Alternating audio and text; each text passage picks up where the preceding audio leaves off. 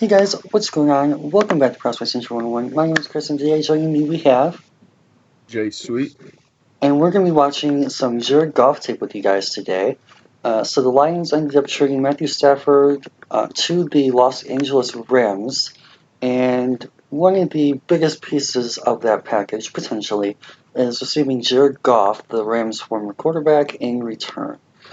So, Chase, what are your thoughts initially when you saw that the trade broke? What do you think about the Lions' return for Jared and what we're going to be watching today? Honestly, I really like it, especially with what I heard. The other packages that we could have potentially gotten from Carolina, we were offered the eighth pick and another later round pick.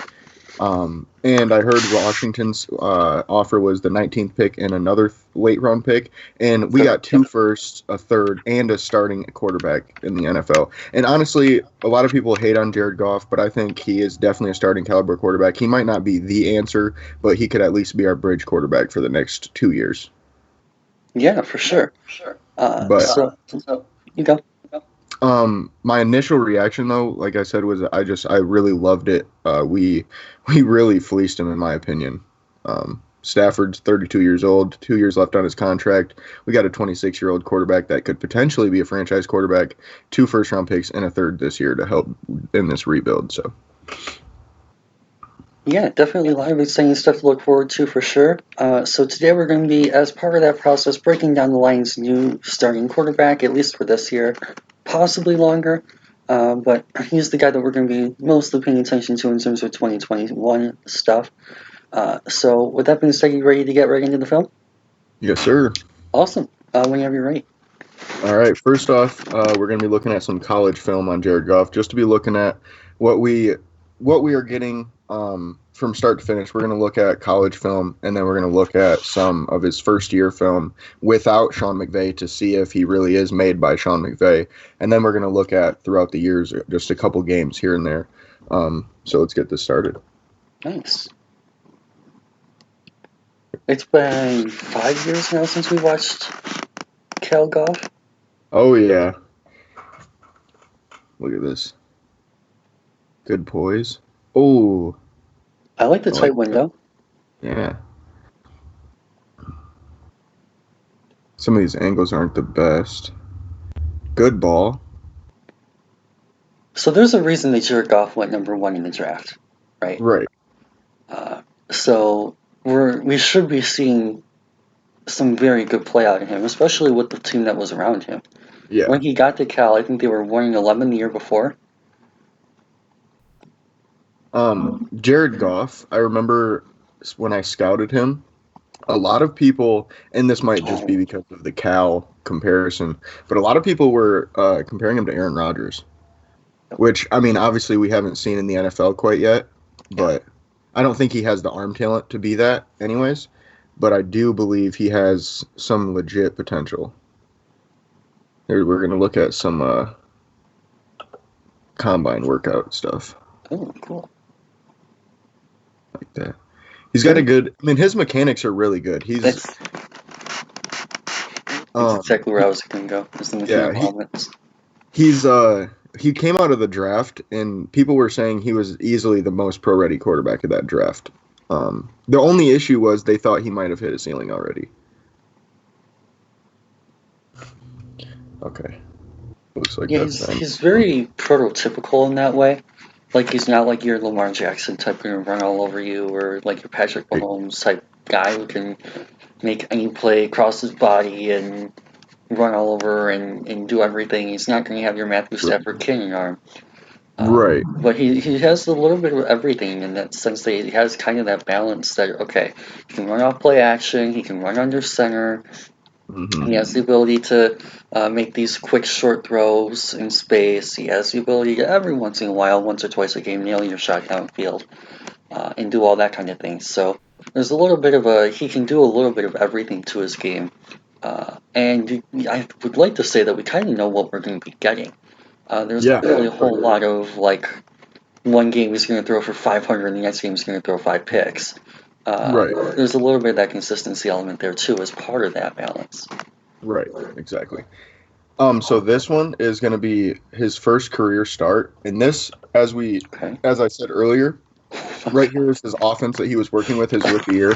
So, I mean, not a whole lot of anything. He had a good left guard. That's nice. A good Todd running Gurley back. wasn't bad, yeah. Yeah, he wasn't quite Todd Gurley at this point either because Right. Todd Gurley really came along with McVay. But Greg Robinson is just not good. Tim Barnes and Cody Wickman are both out of the league at this point. Yep. Corey Harkey, I'm pretty sure, is out of the league. Tavon Austin was signed by the Packers, but he's been out of the league for the last couple of years. Kenny Britt out of the league. So, I mean, that's really what he's working with. And, I mean, his rookie year, he wasn't bad either. So that kind of shows a lot. And this was when they still had Fisher, wasn't it? Yep. Okay, so here, shotgun against Miami. I don't remember who was on this Miami team. That would have been the Campbell team, wouldn't it? Or was that the year after? What was that? Was this the Dan Campbell team, or was this the year after? I think this was the year after. Because he was 2015, I believe, and this was 2016. Gotcha, okay. So this would have been the first year of Gase, basically. Yeah. When they went 10-6, actually. Oh, wow. So I believe that defense was pretty good that year. I think that was really... Because I think this was the Brent Grimes breakout year when he was like a top 5 corner. Yep.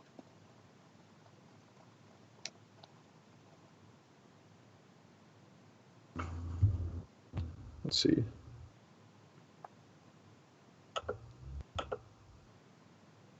What I've seen so far out of Goff, in these couple clips, is just he's quick. You know, he makes his read and he throws the ball fast. Yep. And he's got a really quick release also. You know what's funny is, now that you mentioned the release element, he almost kind of, in a way, gives me Zach Wilson vibes. Really? Obviously, Wilson's a little bit more mobile than Goff is, but... And that's, honestly, to me, that's a really underrated thing for Jared Goff, his mobility. Yep. This was... I just wanted to say something about this one real quick. I really like this in general. It's just obviously a little bit overhead. Yeah. But the way he... Boom, boom, two-step hits. He knows where he's going with the ball, and he goes. He's not afraid to throw it. I mean, that wasn't a great throw, but he's got good pocket presence, good deep shots. Very nice. Yeah. He's very fluid with his feet. Yeah. This, and like we said before, this is his rookie year, too. So just, he looks like a starting quarterback in the NFL, at least mechanics-wise. Yep. Not a bad ball. Oh. Okay. Go for it. Oh, that's right, for sure. Right.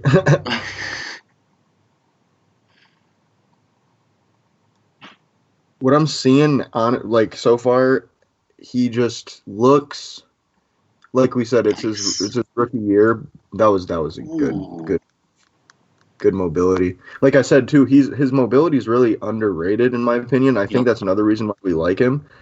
Because Dan Campbell has mentioned he likes a smart quarterback that can move the ball downfield. He said he's not the type to like throw it 45 times a game, but he is gonna throw it, and when he throws it, it's gonna be explosive. And Goff was one of the best downfield throwers in the NFL in 2017 and 2018. Yep. So that really helps. And like you said before, he's very consistent. That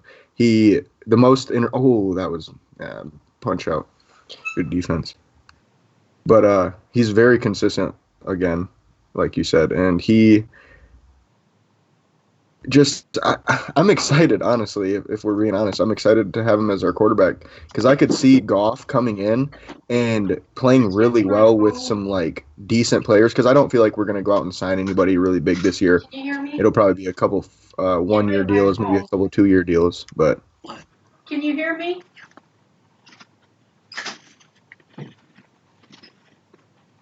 Yeah?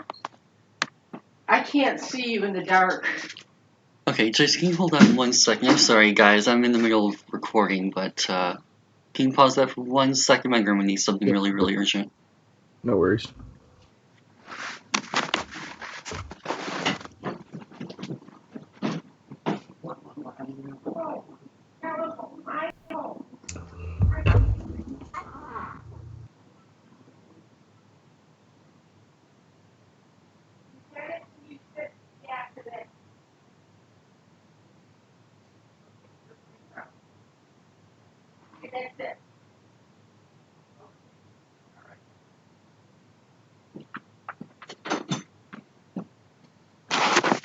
Okay, so sorry about that, you guys.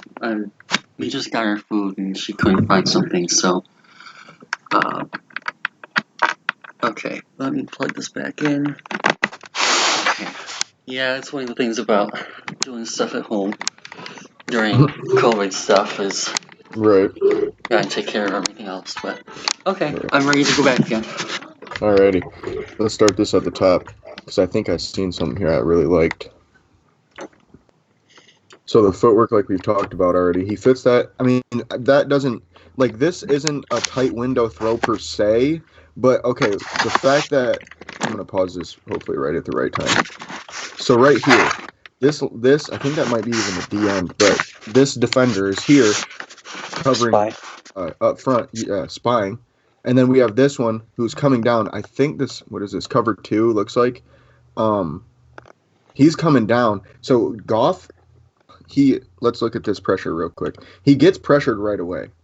Yeah, They're they send bringing the overload. 7. It looks like yeah 1 2 3 4 5 5 yeah 6. Okay, so they're sending 6. They're dropping this guy. Oh wait, no, that'd be oops, clicked it too quick. That wouldn't be 6. That'd be 5 because that dude dropped. But either way, What they're that doing like is I they're said, sending the overload, which makes it look like a right, blitz when it's. exactly. It's the same as what you would normally have. Yeah, you're correct. And like we talked about already, his offensive line isn't that good. His receivers aren't that good. He really doesn't have anybody. Um, excuse me. But one more time, we'll move on. I like how his eyes, because he knows what his first read is. His eyes are directly here, even before he has the ball in his hands. That's good. And yeah, he also notices that the guy that's on that, or the defender who's responsible for covering him, is playing so far off. Right. Like, look at him; he's beyond the 30 at this point. Right. So if he sees this blitz coming, that's probably his hot read. That particular point of play. Exactly. So he sees it, and like I said, this isn't necessarily a tight window throw, but he's got to fit this like basically around this guy's body while getting it in there quick and low enough to where this guy can't come in. He's a little far away, so it's not as tight window as I thought, but still, that's a good throw, good eyes, good everything on that. And like we said, that's his rookie year, so good throw. Just that was dropped. Like I said before, he's quick in his decision making. He's very precise. He hikes the ball. He looks his first read automatically. Boom! Already looking at his second read here. Sees it, hits it.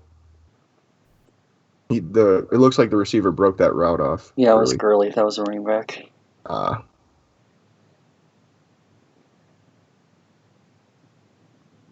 Good. This offense is obviously very basic and boring. A bunch of slants. It seems like not a lot of downfield stuff. That I don't know if you've seen that, but this outside left receiver, that was just bad. He didn't even look like he wanted the ball. You see? Oh, that's Todd Gurley again. Yep. Oh my gosh, that's just a bad He's sprinting at first, and then he's just like, all right, I'm gonna just slow down. Hate to see that stuff, especially out of a pro. I guess that would have been his second year. Yep.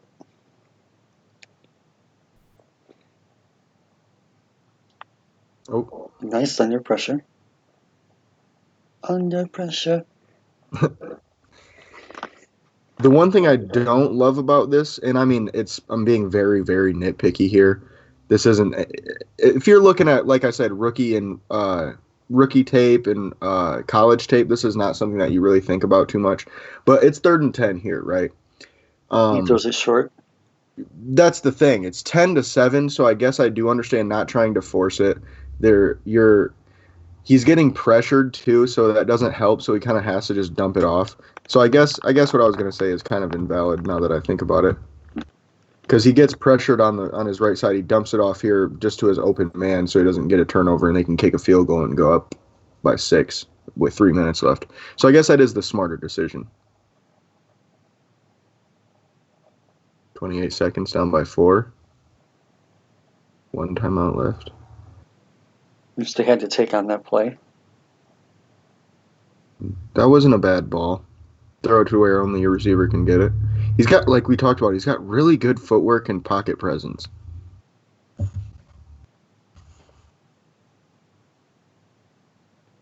Boom. That's All a right. good play call. Oh, Young man. fourth. Come on, Jared. Big arm. Get that boy in the end zone. And oh my gosh. Where were the That was a receivers? receiver too. That's terrible. Okay. So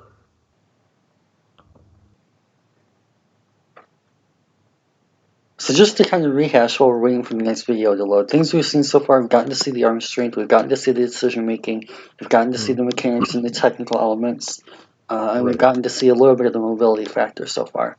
Anything else that you have to add? Not really. Only other thing I would say is just his touch, and like I've said before, his pocket Yep. presence is just amazing. Yep. But this one is another one from his rookie year. This is actually the game after the one we just watched. It said this is his breakout performance, so hopefully we'll see a lot of good stuff here. And this is against the Saints, which again they are 4-6 at this point, but the Saints aren't known to be bad defensively, at least lately. Dump off here to Todd Gurley. Oh my gosh. That was the year they went 79, if I recall. Yep. Good pocket presence. Good ball. Outside shoulder. And again, he's not working with much on the outside here. Kenny Britt and Tavon Austin. And Brian Greg Robinson, left tackle. Oh, that was beautiful, dude. That was beautiful. I don't know if you could throw that ball better. Not really, no. He's getting pressured from both sides here. I'm going to Yep. pause this here. So we've got 1, 2, 3, 4, 5, 6 7. defenders. You missed one. 7? Yep. Oh, yep, there's 2 here. I didn't see that one yet behind him. But he's getting rushed here. His running back picked up the safety, but obviously not great. And then his left tackle just got beat. So he's stepping up in the pocket, delivering a deep ball downfield, back On shoulder 37, here. by the way. So What was that? on 37. 37. Yep. So Yep. one thing that we talked about in the last video is I don't want to say unwillingness, but the narrative that he doesn't necessarily take those chances and that he takes these Right. safer reads. And even if you look at like some of his plays from 17, 18, 19, 20, one thing I noticed a lot more than is being said is that third down average depth of target is a little bit higher than you would Right. expect for someone of his play style. Maybe not Right. first down, like they're not going to throw 15 yards on a first down. They are dink and dunky, like to get those safer throws. But when you need to take those shots, or in those situations where you need a 3rd and 7, he doesn't necessarily have to take the 3rd and 3 and throw it 4 yards. Right. Right. And I mean, like we just talked about there, he did in the last thing in the last video where I said I didn't think that was a smart decision, and then I changed my mind. And that's the kind of thing where, yeah, on 3rd and 10 he did throw it short, but it was the right decision, you know. Yep. And another thing I wanted to add to what you said was I've seen a lot of comparisons with Jared Goff with Kirk Cousins and Jimmy Garoppolo, and I honestly think that that's just disrespectful to Jared Goff, because if we're being honest, Kirk Cousins is a closer one than Jimmy Garoppolo in my opinion, but Kirk just doesn't have the same arm that Jared Goff has. Like, Jared Goff's arm's not elite, don't get me wrong, but Kirk Cousins is about average arm strength, you know. And Jared Goff, like we've talked about, is one of the better deep ball throwers in the league. At least he was in 2018. He was top 5 and 17. And 17, right. And see, they're just going to go look at this again. That was a good route too, but that was just a great ball. Great ball. He even made, and see, this is another little thing that a lot of people don't notice when you're watching quarterback tape. He made his he made his wide receiver run a better route with how he threw it. Okay. Do you see here how he's cutting outside, right? Right here, if he keeps this trajectory, he's going straight to sideline. He throws it and makes him start going this way, trailing, and that's a better corner route. Because corner route is to the back pylon, not to the front pylon. So it's just a little thing that he did right there that shows his IQ and his football smarts. Place that ball right where it needs to be. Good throw. Nice.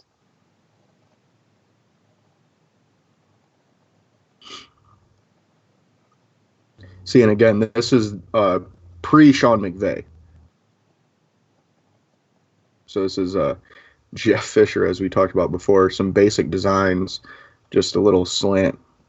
And it was his rookie year, so naturally at Right. this point you're going to see a little bit of a more cupcakey Right. offense in general. Oh, wow. Okay. Wow. That is nice.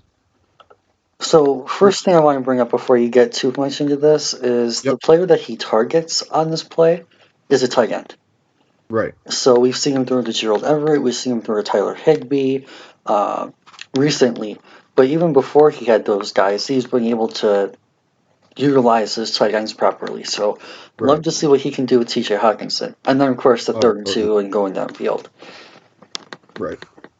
See, and that's like you mentioned just now, Gerald Everett and Tyler Higbee.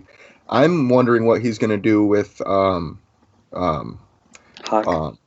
not Hawk, Jesse Harrison. James? No, what's his name? The rookie Hunter Bryant. That's his name, Hunter Bryant. Okay. Because people have really talked about Hunter Bryant coming out, and he was I think he was an undrafted free agent, but he was our third tight end a lot this year. So I could see Jesse James being cut and then Bryant moving into that second tight end. And like you just mentioned, he uses his tight ends a lot, especially two tight ends. And I do believe Dan Campbell likes those two tight end sets. So, and that's another thing that a lot of people I want to throw in there. Do not be surprised when Jesse James is on the Detroit Lions roster next year because of the fact that Dan Campbell likes two tight end sets. I do not think we will cut Jesse James and eat $3 million in dead cap just to go sign another tight end for basically the same thing. That's going to do the same thing with, Jesse James is the second tight end that Dan Campbell would like, I believe. But so I don't want to get too off topic because I talked about this in my podcast last week. Gotcha. But while we're on the tight ends and while I have you here, what would be your thinking, especially now that we know we have Jared Goff here, if we took a little bit lesser talent at wide receiver and took Kyle Pitts at 7? No. You're out on that? No. The only problem I have, here's my thing. If Kyle Pitts runs faster than a 4.5, I think I'm okay with that. Okay. Just because of the fact that I think you can use Kyle Pitts if he runs a 4.45 or a 4.42 or something like that. I think you can use him outside as a receiver, right, instead of just as a tight end. Yeah, so exactly. I wouldn't be too mad at that, but I think at the same time we would become the laughing stock because everybody already thinks we just like tight ends more than everybody else because we took Ebron and then Hawk and our coach is a tight end. It's just I feel like we would be a laughing stock for taking too many tight ends. But on the other hand, I don't really care for a laughing stock because right now we're a laughing stock for Goff, and I really couldn't care less. True. Yeah, true that. I agree. But that's another thing too is a lot of people who are like that just don't really watch football like that anyways. So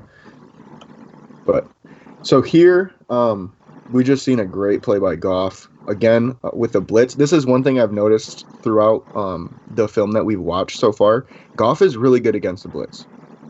He knows where it's coming from. He can figure it out quickly. He steps up and he delivers, like right here.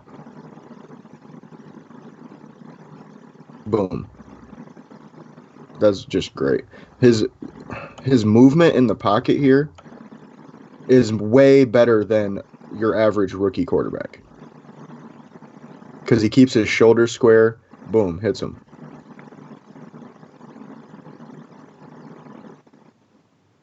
Next up we got another great window. See, like I said again, Goff just standing here in the pocket. And you can see his shoulders. Watch his shoulders. My guess would be, and I may be wrong, this is just me guessing, he probably moved the safety with that shoulder. That little left flick that he did right here. Hold on. It's like right there. You see that? Mm-hmm. He opened Kind up. of moved this number 48 safety over to the left a little bit and created that hole. See, I'm gonna we'll see. keep your eye on 48 here. Boom. Yup. Got him. See? Just that little bit, that little tuck, and that changes the whole play. Because that ended in a touchdown instead of what would have likely been at least PBU. I just want to make sure we got all the. Oh, right here, 2019. This is against the Cardinals in 2019. So again, I guess it's already loaded. This is, so it says 424 yards and 2 touchdowns against the Cardinals here. This is with McVay, obviously, because this is 2019 season. And as you can tell, the first play was motion. Yep. So, I believe that's Robert Woods right there that he just hit. Motion with a tight end, too. Another one to Woods. Another motion play, another play action. Good ball. Nice. And the other thing too is like how he was able to get that over the interior defender and under the deep defender to kind of hit that space. Take them back to see that. Yeah, right here. Boom. Yeah, in between 21 and 34. Yep. And see, that's the thing, too. These guys are no slouches. This is Patrick Peterson, and I believe that's Jalen Thompson, and neither of those guys are even average, honestly. And just the way that he steps up, he's not even he probably can't even see this guy right here, but he feels him, so he steps up a little bit. Boom. Great. Good catch by Tyler.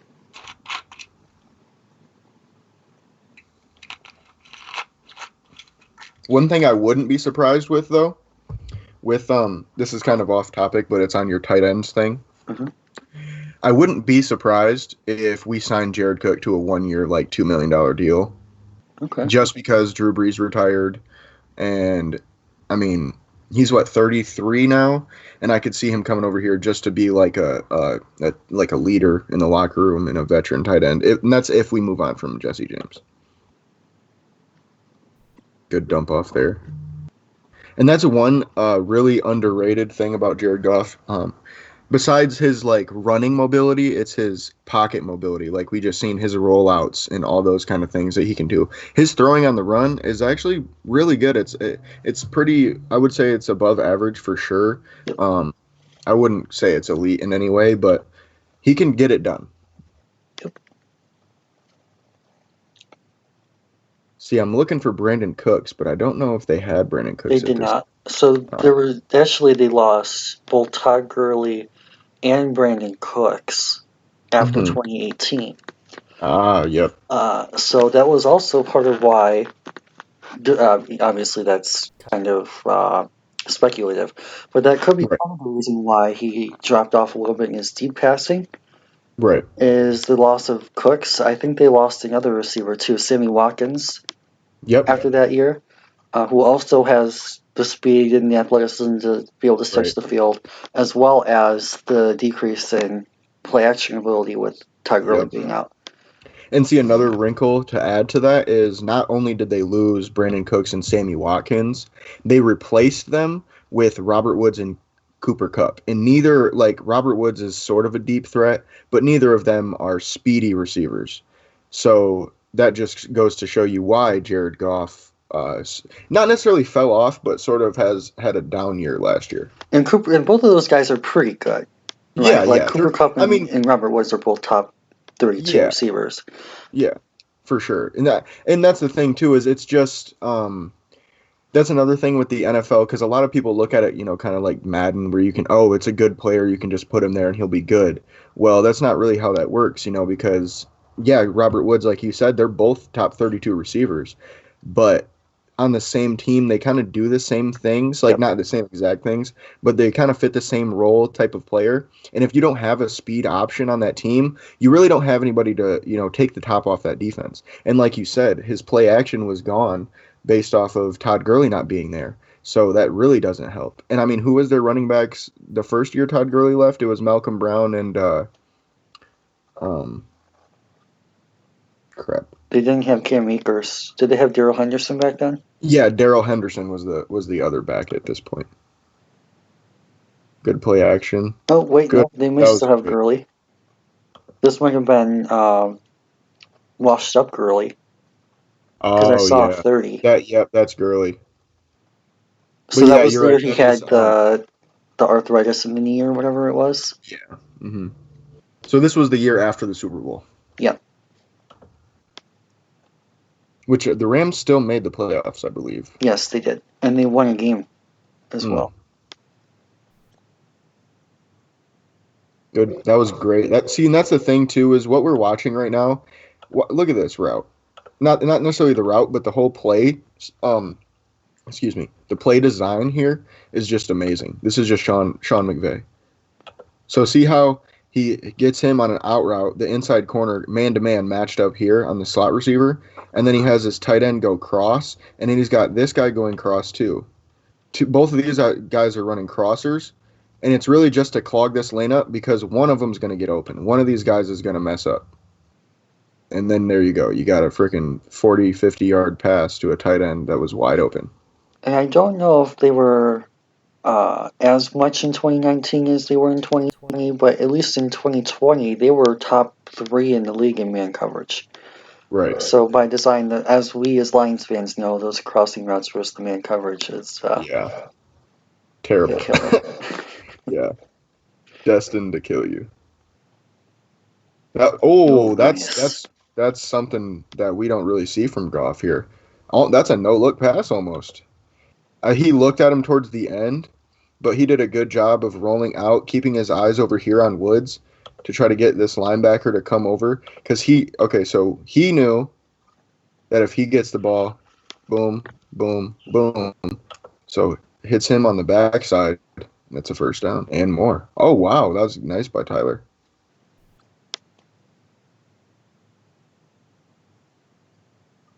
Good. That was nice. Great placement.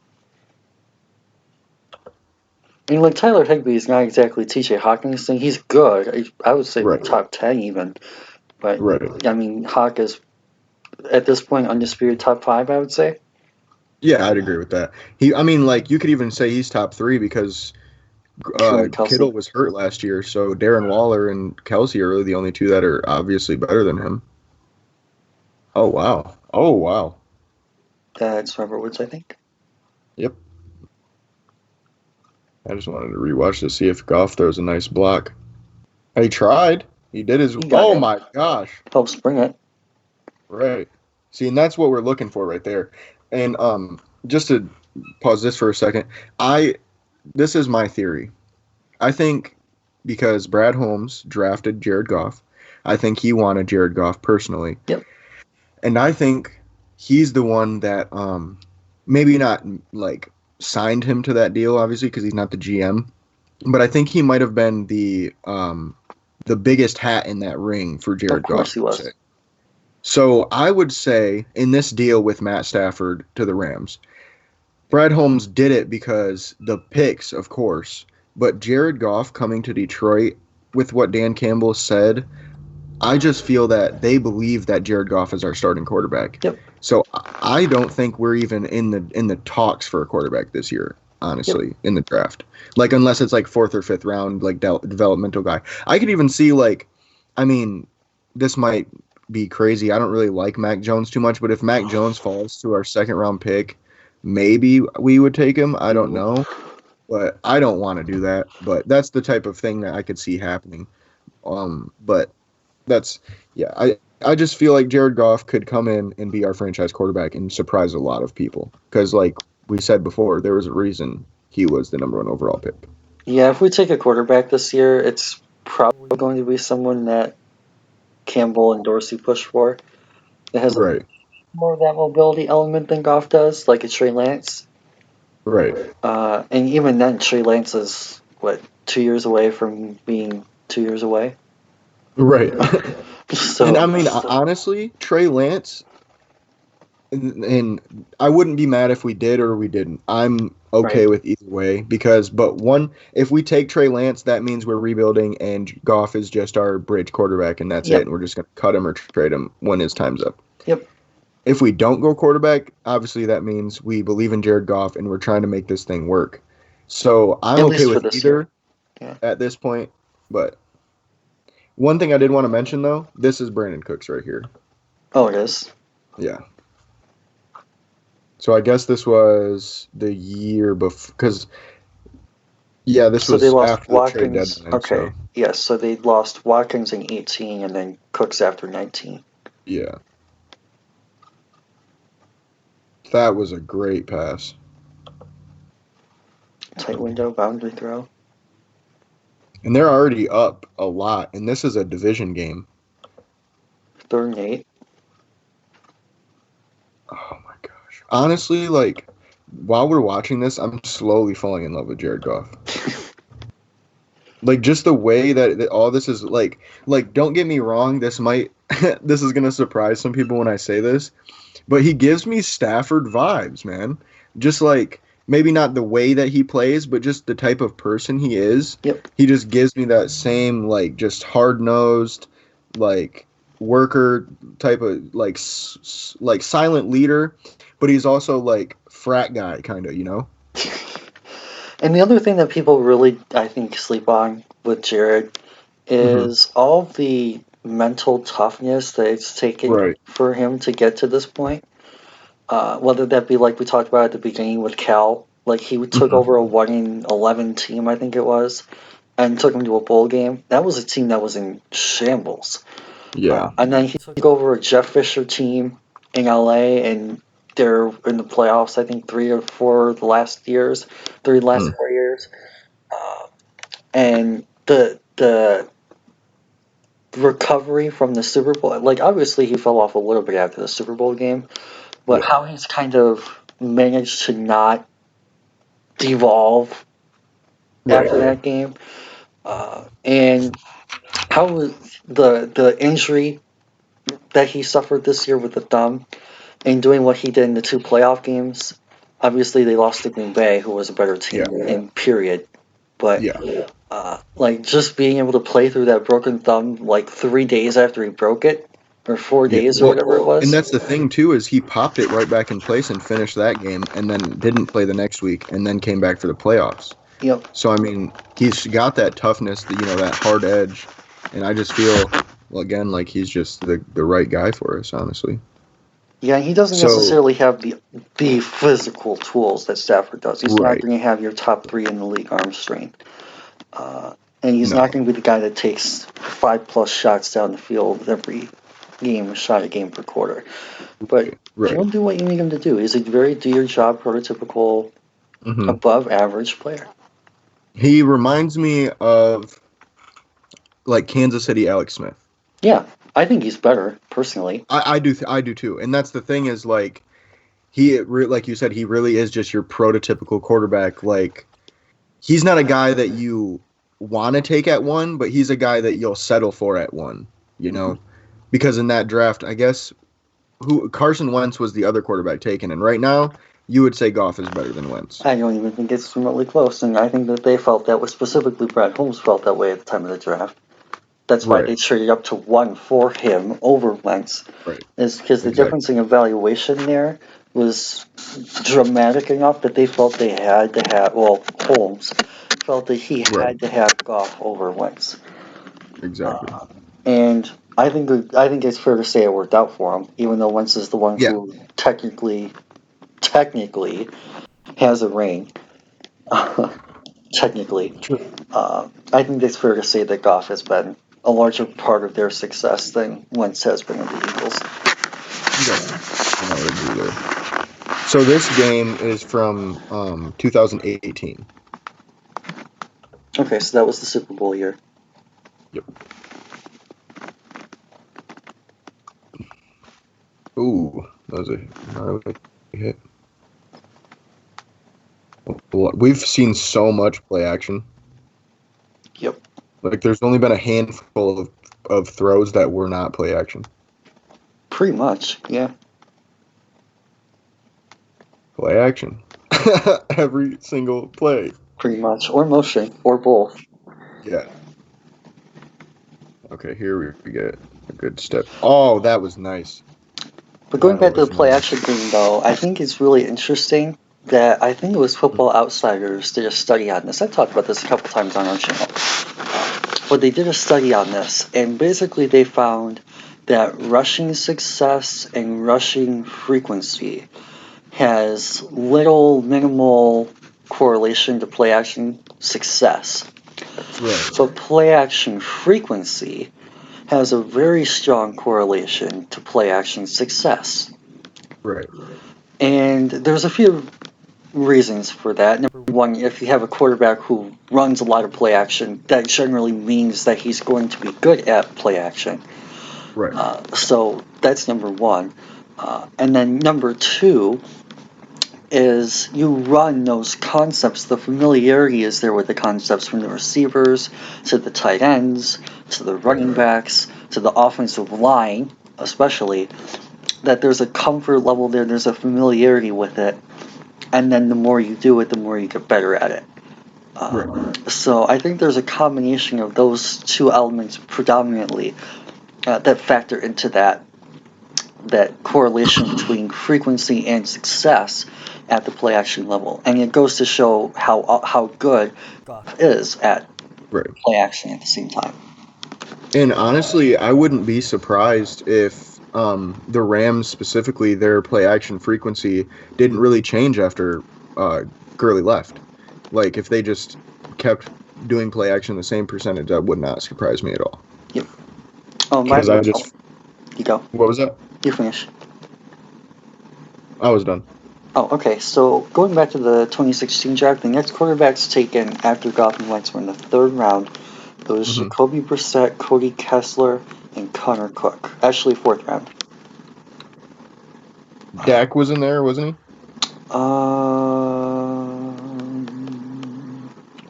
Should be fourth round. Oh, yep, he was at the end of the fourth round. The comp picks. And I will pat my own back on this one. I had Dak my third overall quarterback that draft. Just saying. Behind Goff and Wentz. Others include Kevin Hogan, who's like out of the league at this point. Right. Pretty much. Nate Sudfeld, who I think is technically still with the Eagles. Yeah, I think so. Jake Rudock. Shout out Bob Quinn for that one. Brandon Allen. Jeff Driscoll, again, shout out Bob Quinn for that one. Who apparently was actually drafted by San Francisco with Denver's pick, interestingly. Brandon Doty. Never heard of him. Nope. And UDFA's Joe Callahan. And that's it. Yeah. Not a lot of quarterbacks that draft. Nope. I just wanted to take one more look at this throw here. So again, I believe there's no blitz on this, never mind. But this I mean, obviously that's a good route by Gurley and he's pretty open, but the separation isn't a lot. He just notices this little stutter step right here that Anthony Barr makes right here. Boom. He notices that and he hits him because he knows Gurley's just going to burn him to the end zone. But that really, I mean, honestly, I don't think you could throw that ball better. Maybe a little bit more to the outside, but even at that point, yeah, a little bit more to the outside, maybe. But even then, it doesn't really matter. And the other thing that we haven't really pointed out a whole heck of a lot too is if you go back to the last play. For a second, the start of the last play. This one? Yeah, the start of the play. Gotcha. Like the very, very start. Oh, wait, yep, you're right. Yep. Pause. Look at the formation they're in. Yep. They're four out, not necessarily four wide, because the guy at the bottom is going to be Gerald Everett. Right. And I'm not sure if there's a wide receiver or a tight end on the top half. There might be. They might have Higbee on the top. But it looks like they're in basically trips, gun, four out. Yeah. In terms of formation, not necessarily personnel. And then they run Gurley out. So they have five blockers. Now, if you look at the next play, in the formation that they line up in,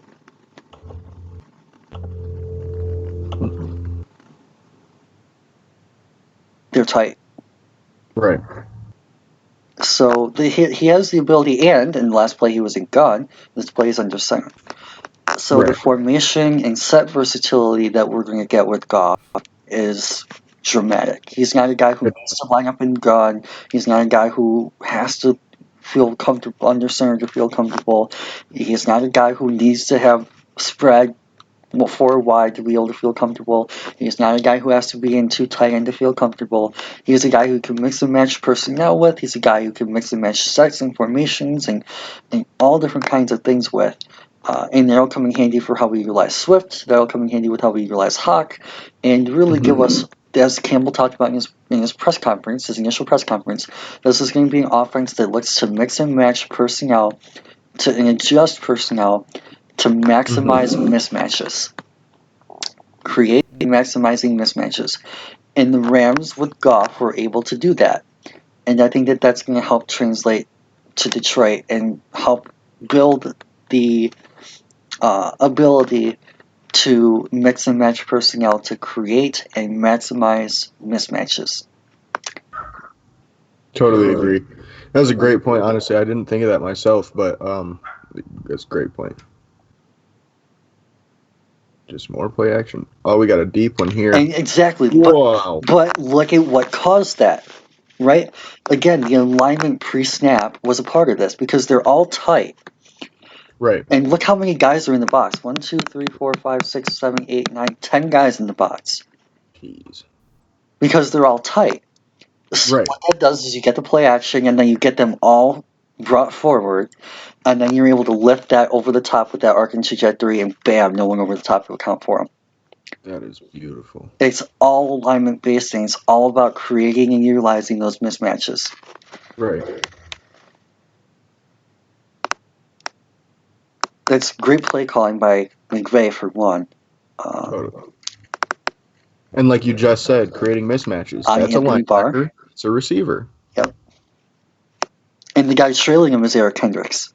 Right. And the guy coming over the top is Sendejo. There's not a corner anywhere in sight. No. Because of the way that they were able to align and Another wide open receiver. On a safety. See, this is one thing I don't like about McVay being with Goff for almost all of his years, is you don't get to watch a lot of tape where he's like forced to make decisions and he's forced to put a ball in a place, because there's a lot of guys that are just running open. Yeah, that's fair. But at the same time, when you do see him have contested throws, you get to see like this. Oh my gosh. Right?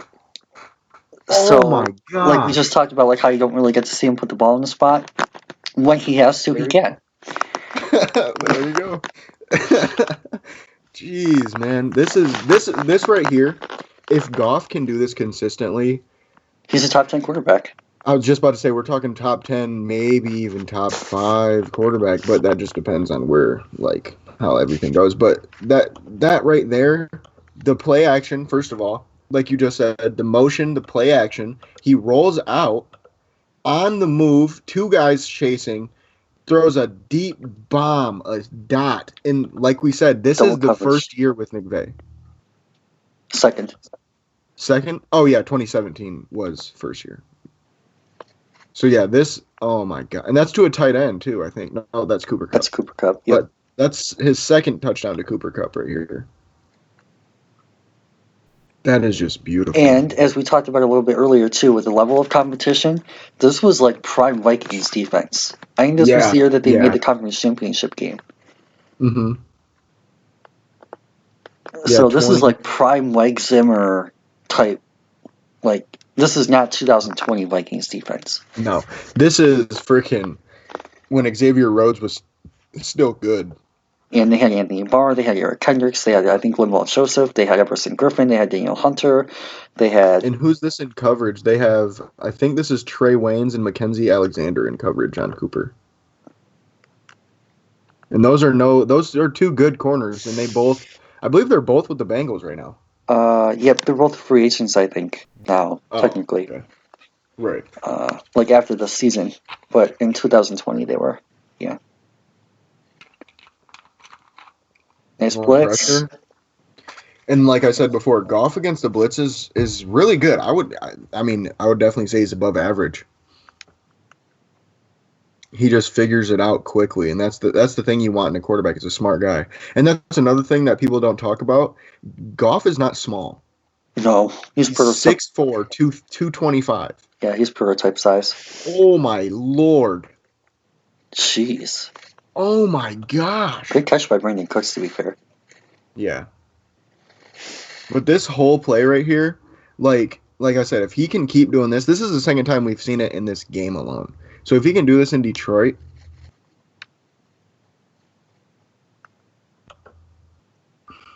this is just fires that boy deep. That's like how many? Where were they at here?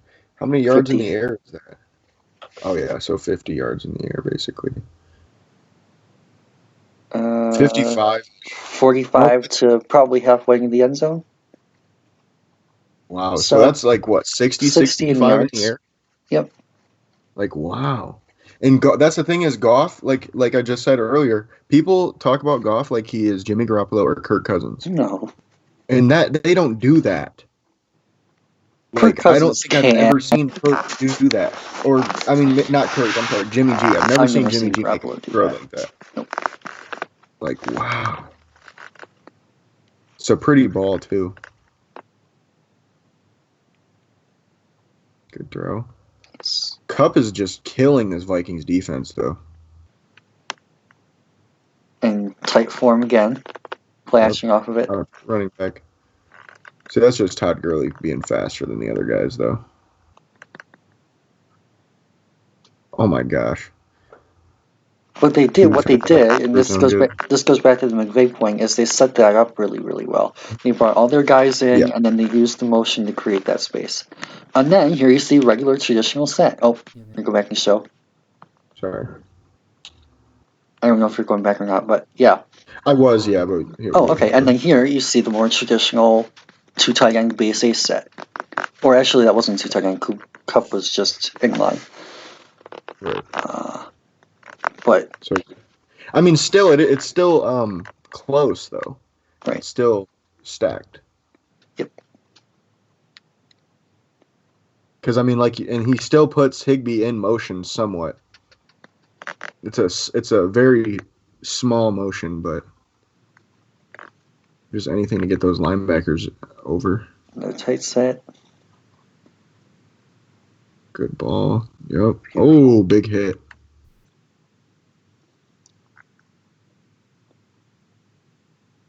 Five wide. Wow. Great placement. That right there, like.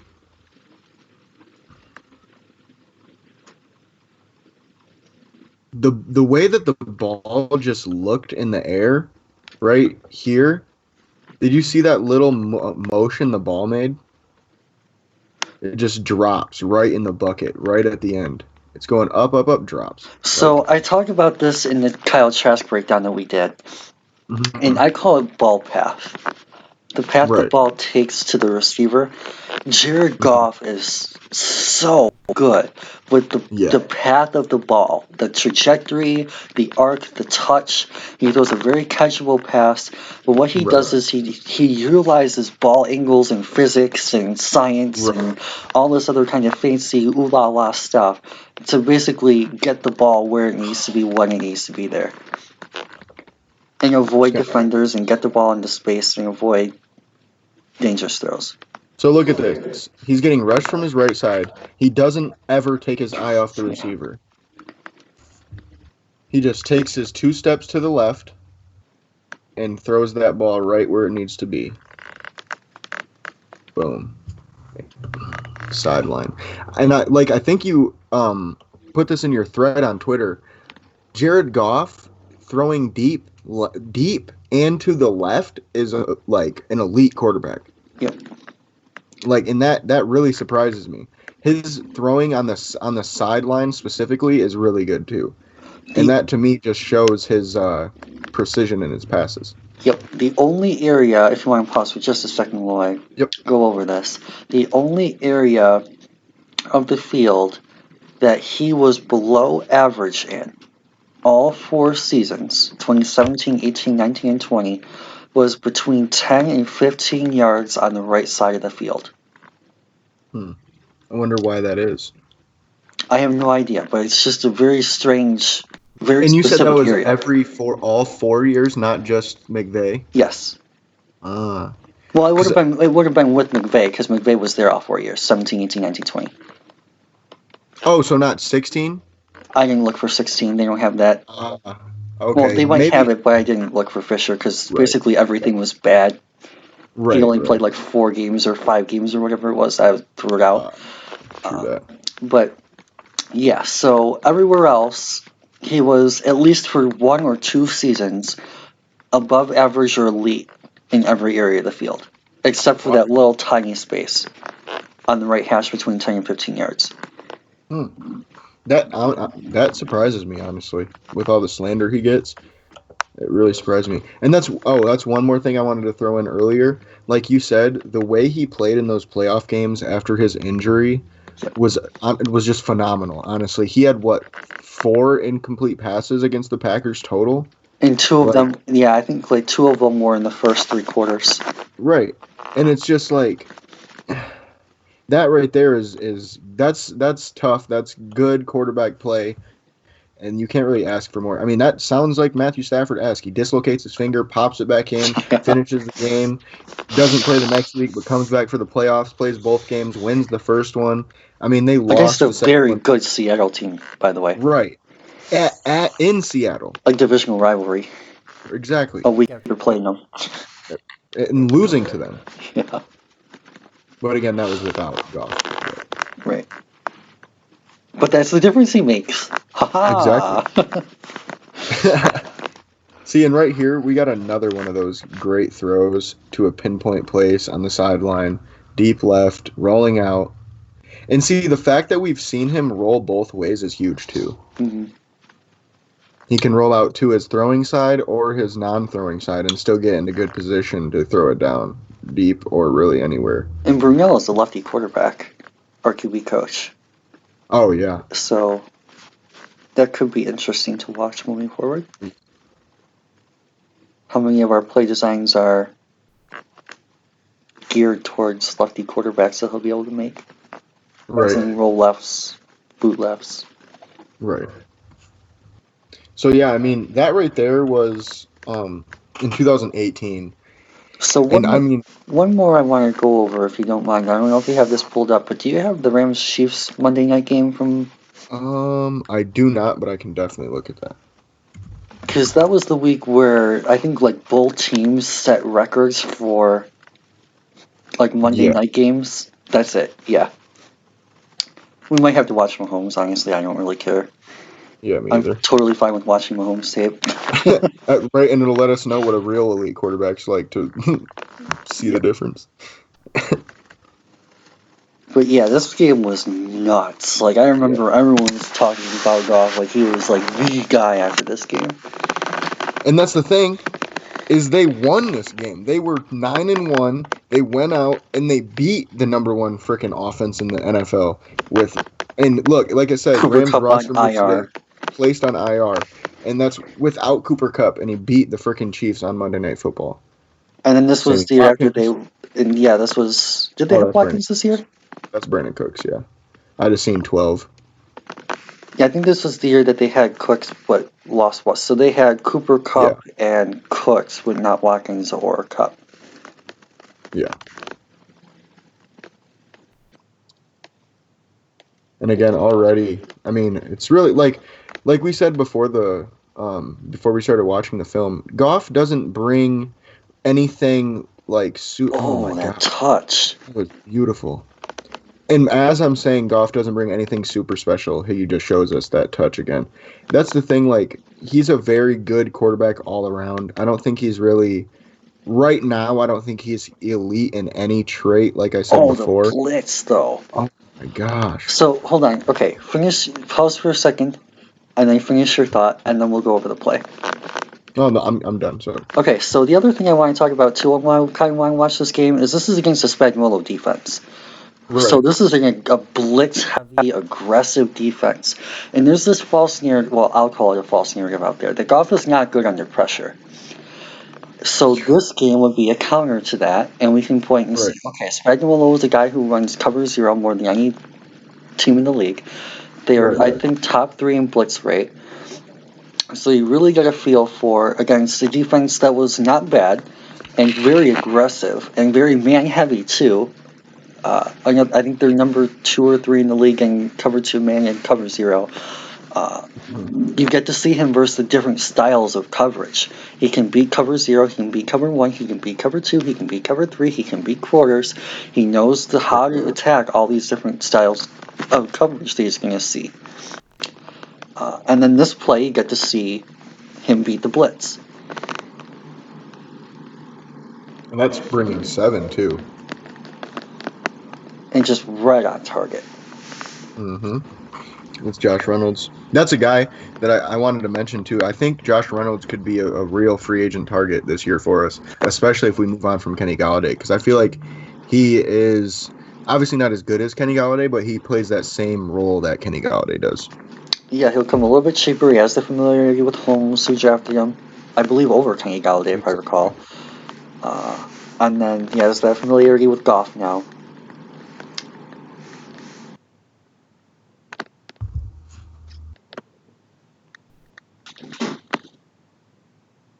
Play action. I like his See, he comfort never. level. Right, right. Like, I mean, he has, like, I wouldn't necessarily say, quote, collapsing pocket, but if you go back to the last play, the one before, like, he feels very composed. Yeah. And this goes back to his pocket presence. Like, they're rushing 5, Mm-hmm. Right. maybe 6. And he stands in, waits patient, waits for his guys to get open, waits for the play to develop, makes his reads, feels very comfortable going through the complete process of the play, and then delivering the ball where it needs to be on time. Mm-hmm. Moves up a little bit. Beautiful spiral. And his feet are just amazing. And there's a little bit more of a direct pocket collapse. Yeah.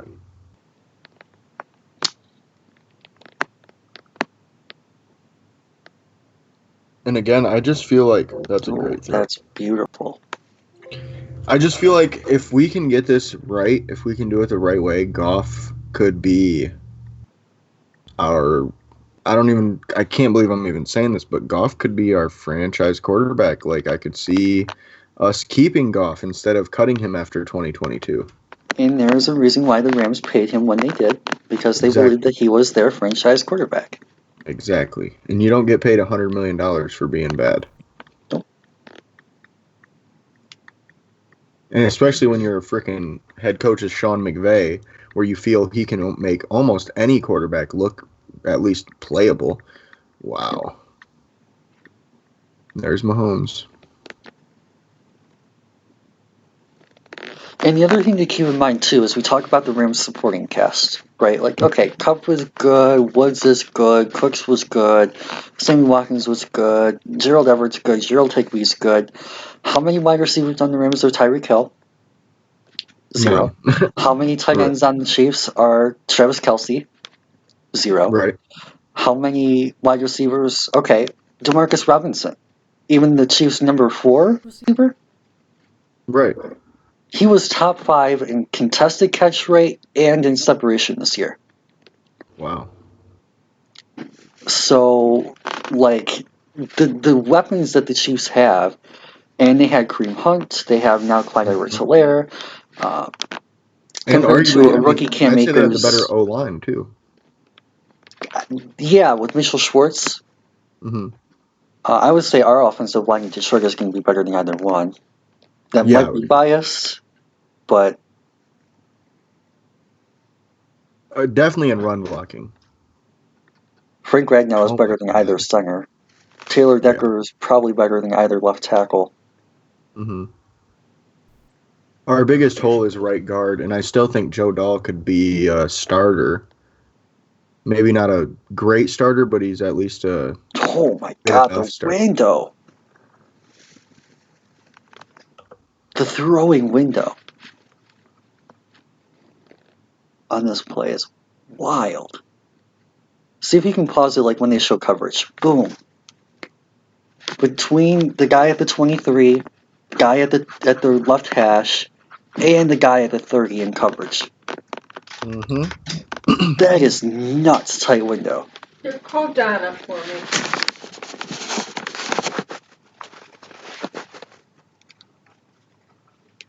And like we talked about already, stepping up in the pocket, keeping his eyes downfield, not really feeling it.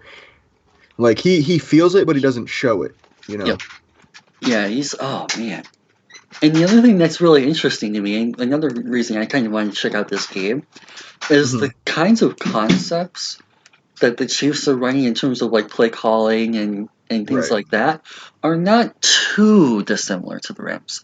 Now there are some differences, and obviously the Chiefs do have a little bit more flexibility with guys like Kelsey and Hill. But Right. Goff has the familiarity with the motion, with the play action, with all these types of things, the tight end routes that the Chiefs have, and he knows how to make these types of reads. So Right. he has the ability to the playbook learning, I guess I should say, and the comfort level with these things. He's very academic, very knowledgeable, very good learner. Went to Cal, a very good high IQ school. Right. And all those types of things. There should be no issues with him learning our playbook. No. And honestly, I feel like Goff, especially now where he's been in the league for a couple years, he obviously feels a certain way about himself that he's good because he basically went head to head with Sean McVay. I mean, although he quote unquote lost because he's the one that got put out of LA, I still think that shows his confidence in himself and the fact that he knows how good he is and he's not going to let, McVay or anybody tell him he's not good enough. Are you all done with your call? No.